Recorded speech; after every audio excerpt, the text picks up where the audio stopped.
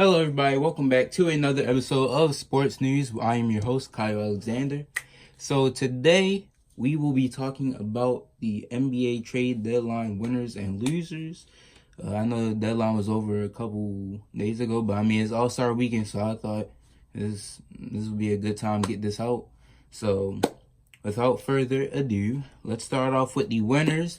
The people who will be raising their cup, be like some champagne. Smoking cigars. I'm guessing I'm just using stereotypes at this point.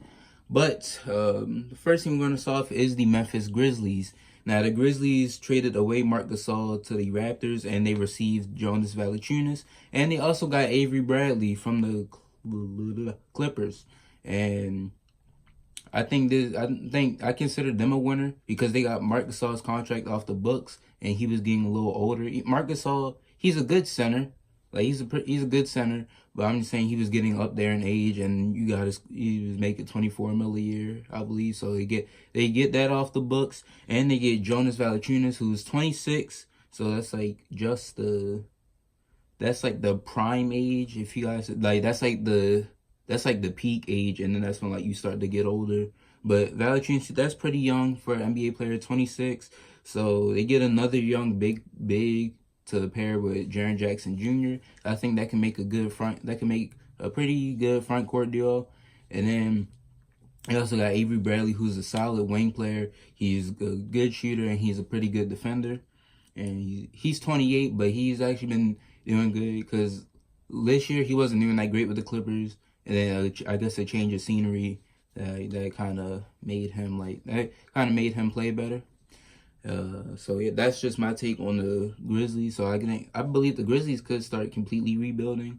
I believe they get Mike Conley's contract off the books, then yeah, then they can start rebuilding.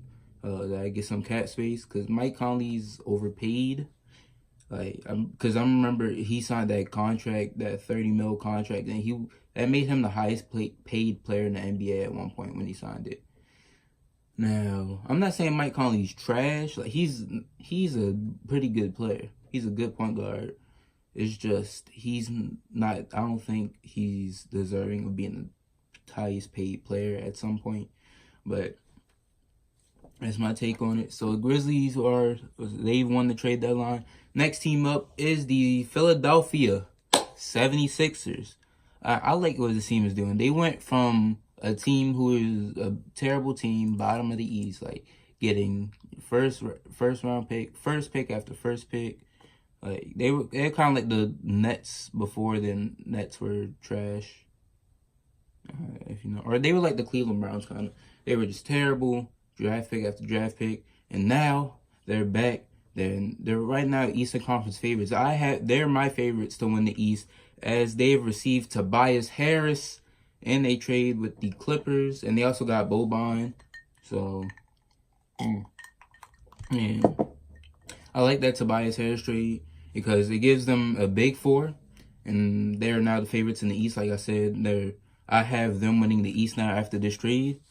The Sixers now have acquired 4 young All-Star caliber players because Jimmy Smith was just an All-Star a year ago. Ben Simmons making his first All-Star appearance. Joel Embiid being the All-Star. And then you got he came back from being injured like his first couple years, and now he's arguably the best center in the league. Then you got Tobias Harris, who some people say was snubbed or was a All-Star snub, and honestly I think he is. I believe he was averaging like 28, and I don't know. Let me post that. He was averaging like 20 points or something. Like he had a good stat line. Let me see. I just searched up. Okay. Meant to put in Harris, but he's averaging. This year he's averaging. Never mind. He's averaging 17 points, 7 rebounds, and 3 assists. I think before the trade he was averaging 20. That's why. But I mean, yeah, just dropped 25 against the Knicks. And also, the Sixers do plan to re-sign Harris and Butler to like long-term deals. And honestly, the Sixers are the best team in the East, in my opinion. like after this trade. Although they have struggled against some of the other big teams in the East, like the Raptors, the Celtics. I was about to say the Knicks, the Celtics, and the Bucks, Raptors, and yeah, Bucks, Raptors, and Celtics. I believe they've only won like one game against all three of those teams combined this year, but I think the Sixers could go somewhere. They just need to fix their bench now since they traded some of their bench players. But yeah, that's my take on that trade. And now the next winner, honestly, is the team that traded Tobias Harris, the Clippers. This may sound weird, but I consider them a winner. They received Vika Zubac, Landry Shamet, and Wilson Chandler, I think. Yeah, but also that Tobias Harris trade cleared up some cap space so they could sign some big free agents. I say they need to get rid of Gallinari and Gortat. Now give them some cap. Well, Gallinari, if they get rid of him, that gives them cap space. And then Gortat, I would just get rid of him. And also, they have some building blocks. They got Shai Gilgeous-Alexander, who's proven he's a pretty good point guard, or he can be a nice young point guard for the future. And it was just in the Rising Stars Challenge. But they also got Landry Shamet, who is quite the shooter at Wichita State. So I think he could be a nice like spot up shooter off the bench. But yeah, that clears up some cap space so they could possibly sign to Kevin Durant, even though they don't really have the assets to bring him there. But they could possibly sign a Kevin Durant or like a Kyrie Irving, even though they have a point guard. Like, you get the picture. So next team is another California team. It's the Kings. It's not the Lakers. They're actually later in this video. But it's the Kings. They received Harrison Barnes from the Mavericks, and that gives them some veteran presence in the starting, or not even in the starting five, just on the team. Because they have a nice young, the Kings have a nice young core. They were just missing a wing. But with this trade, that gives them a pretty good score, and the Kings gives them a wing player to complete their starting lineup. So now that gives them De'Aaron Fox, who's improved his sophomore year. Buddy Hield, who couldn't find some success in New Orleans, now has become a pretty good shooting guard and a spot up shooter for them, and is even I'm getting lost, but he became such a good spot up shooter that he's in the 3-point contest this year. Harrison Barnes, who's actually not terrible, he's pretty good. Won a championship, so that gives them some experience. Marvin Bagley, who's been going off this year, man's just crazy, and Willie Cauley-Stein, who's actually been a sleeper. I personally thought Willie Cauley-Stein was trash. I was like, they should get rid of him or they need a center. But no, Willie Cauley-Stein is actually a pretty good center. So that gives them a nice, and I think he's only 26, so that gives them a nice young core with a veteran presence. The next team is my favorite team, and this isn't even from a bias standpoint. It's the Chicago Bulls. They received Otto Porter Jr. now, and I saw this trade. I was like, the first thing that went in my head was no, because I was like, I don't want the Bulls to have that big contract, and it's Zach LaVine guy's contract. So how the Bulls gonna rebuild? But it's a big contract, but it gives Chicago a much needed small forward upgrade. We had like Chandler Hutchinson, who's a rookie, but he hasn't really been doing much this year. Denzel Valentine, he was hurt, and he hasn't lived up to the hype in terms of like when he was taken. And then Jabari Parker, we had some hopes, but I guess they just gave up on him, which is why they traded him. But right, and then he's Otto Porter. He's actually a pretty good scorer. He's a good shooter, even though they said he I saw something. They said he had like the highest 3-point percentage from like any small forward, but he was averaging like 12 points. But now Otto Porter in his Chicago Bulls debut dropped a career high 37 points. So that gave me some hope. And he's only 26 or 25 actually. Otto Porter is actually 25. So I'm like, maybe this is the small forward that we need, and possibly they get a point guard, because yeah, Chicago needs a point guard and some bench players. But yeah, that's my take on it. But not even that. It gives us a nice little upgrade at small forward. and we might just have to keep Porter until his contract runs out. Who knows? But yeah, I consider this. This is one of those like temporary. This is one of those like wins where you don't know if it's temporary or if it's like it could be long term. I think it could be long term if he keeps playing like he did when he dropped 37. I believe this could be a long term. Now the other team on this end was the Wizards. The Wizards received Jabari Parker and Bobby Portis, and they get a good score on Portis as Portis just got Bobby Portis just dropped like 28 points in the first half before he got traded. And that's why I was kind of upset because Portis was like that nice bench player that Chicago needed. So, yeah, but I mean, like I always say, it's a business. But I said the main reason the Wizards win this trade, they get Otto Porter's humongous contract off the books. He's arguably the most overpaid player in the league, and I believe that. So, yeah, and also, I was watching some. They were saying the Bulls could take, maybe the Bulls aim for like a R.J. Barrett or a Cam Reddish. I'm like, yeah, that would be nice having him at the small forward. But then what about Porter? And I mean, like, you know what, Porter could. I was thinking Porter could come off the bench, but that's a lot of money for a bench player. So we're just gonna have to wait and see what Chicago does with that. But anyways, Washington, congratulations to any Wizards fans. Y'all get that contract off the books. All right, the next team on the list. We're heading all the way to the West Coast as the Portland Trail Blazers have won the trade deadline. So, cheers to you. But the Trailblazers received Rodney Hood, and that gives them a good sharp shooter for the bench, and that adds some bench depth.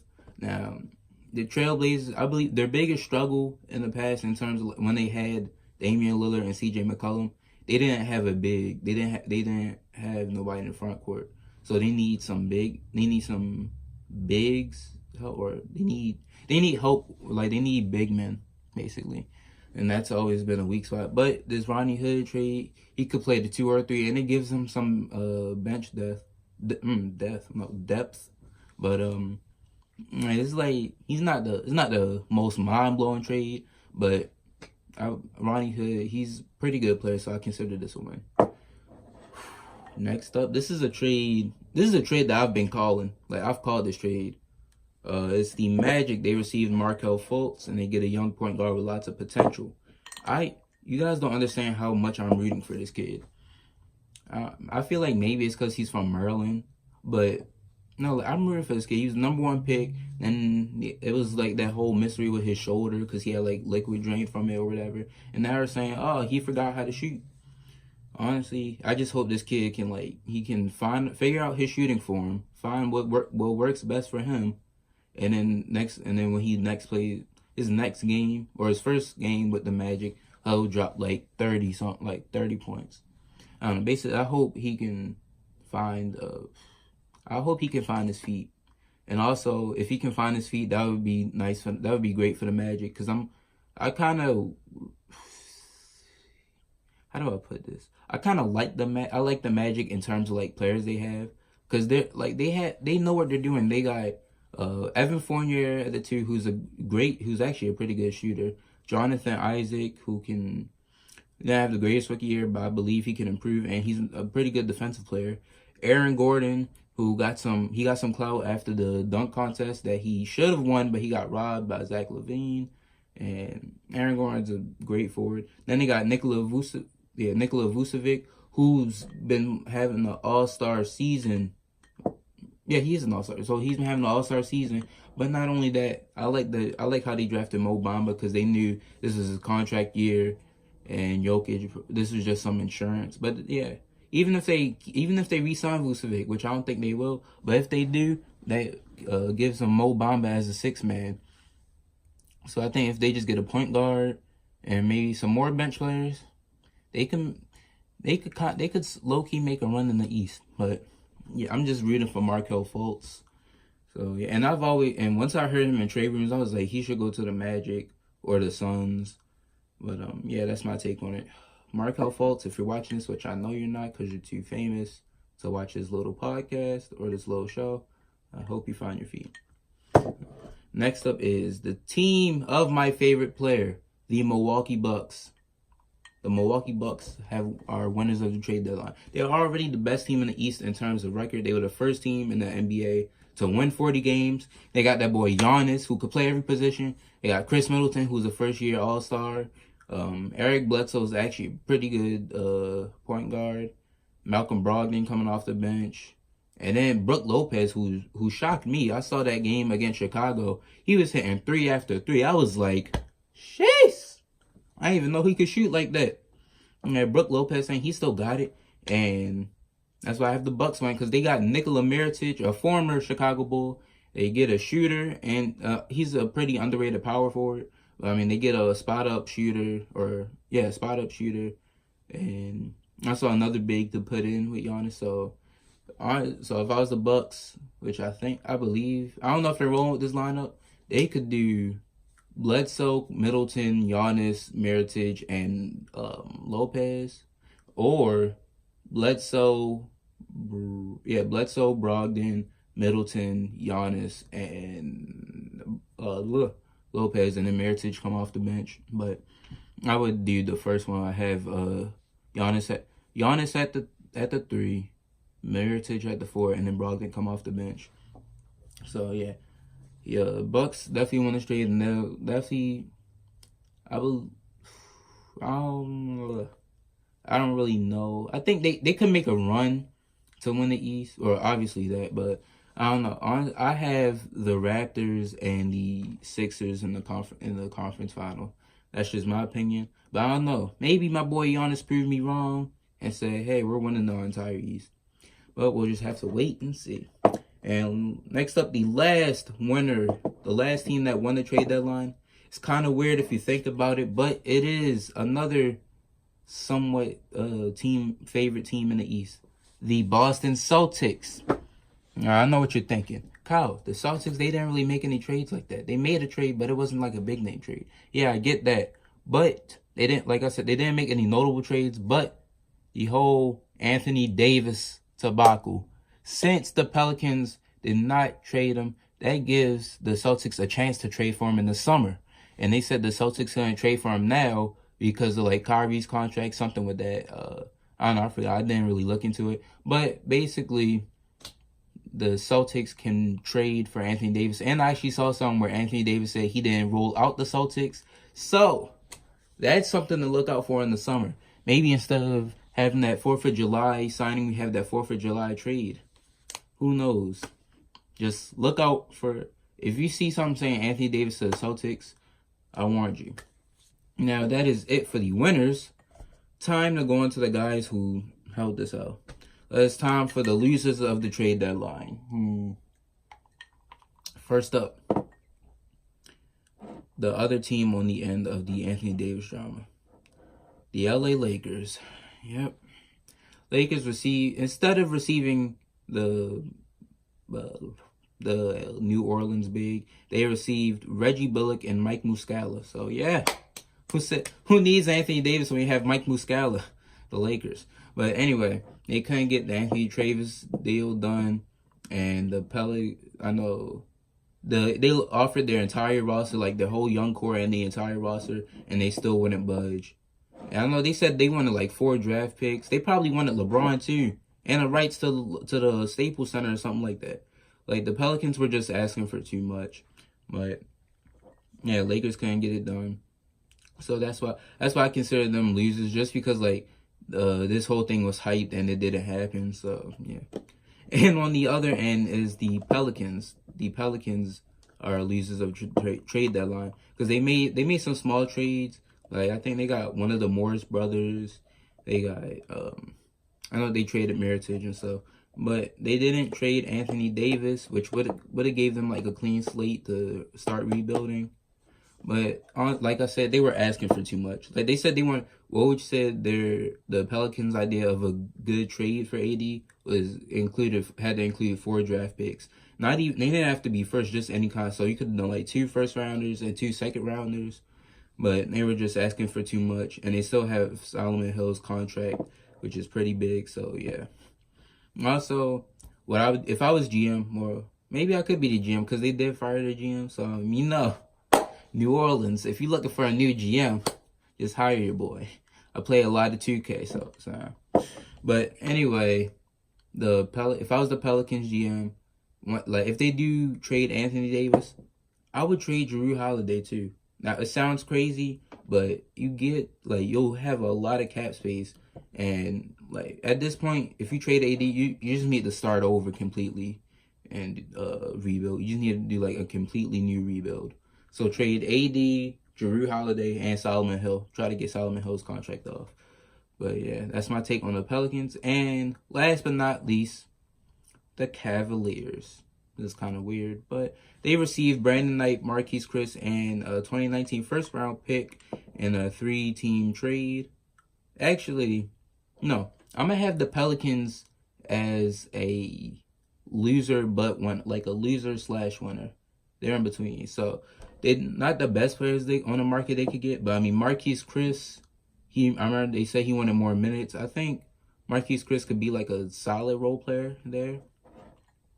And Brandon Knight is Brandon Knight. He all right. But now I think the best thing about this trade was that now they have 2 first-round picks. They have their own first-round pick and the pick that they got. I can't remember what team it was from. It was like Houston and like the Kings involved. I don't know if they got the Kings or the Rockets. Probably the Rockets. But yeah, that's my take on it. So now the Cavs, honestly, if it is the Rockets, because the Rockets making the playoffs, just take that Rockets pick. I would take the Rockets pick and Kevin Love, put them in a package deal, and trade for a higher draft pick. That way you still have I don't know why I'm doing, still have 2 first-round picks, but this way you'll have a higher pick, so that way you could get a Zion with the first pick, because we all know they're getting the first pick, and then maybe, I don't know, like a bowl or something. That's what I would do. But yeah, that is it for the trade deadline, winners and losers. And the reason I didn't have the Raptors on here because they didn't win, but they didn't lose. Or I say they didn't win because they traded Valanciunas, who's a good center. They got Marc Gasol, who's not bad, but now they're gonna have to rebuild they're gonna have to rebuild soon because Kawhi's leaving after this season. Kyle Lowry's in his 30s. He's getting up there in age. And then Marc Gasol getting up there in age. So they're going to have to start rebuilding. So once all 3 of them leave, they're going to have to rebuild. But yeah, that will be it for the NBA trade deadline winners and losers. I'll just add this in. Last night, the NBA Rising Stars Challenge, it was a pretty good game from what I saw. Like, it was just dunks after dunks. That was basically the dunk contest. And that's why I think John Collins could win it, because I think John Collins might win it. Because I was watching him last night. That boy John Collins, he was warming up basically. Like he did like a self alley-oop he did a self alley-oop. He had a 360. He had like a 360 alley-oop. Like that boy was just flying. But the ending was crazy because everybody was trying to do these dunks. They missed them all, but I mean they was just. Like De'Aaron Fox tried to do a between the leg dunk, he missed. Marvin Bagley got it, he tried to do it between the leg, he missed. And somebody on the world team, I don't really remember who, he tried to do a 360 between the legs. It was just dunk after dunk. And then Kyle Kuzma won MVP. But yeah, so tonight, 7 o'clock is All-Star Weekend, so it's gonna be the skills challenge, the dunk contest, and the 3-point contest. That's it. And tomorrow is the All-Star game, so I'm kind of excited. I'm excited for this. But that's it for NBA. And my next episode will be my second version of the mock draft, of my NFL mock draft. So yeah, look out for that. But until next time, see you. Oh, and wait, don't forget to like, comment, and subscribe. And until next time, I'll see you guys later.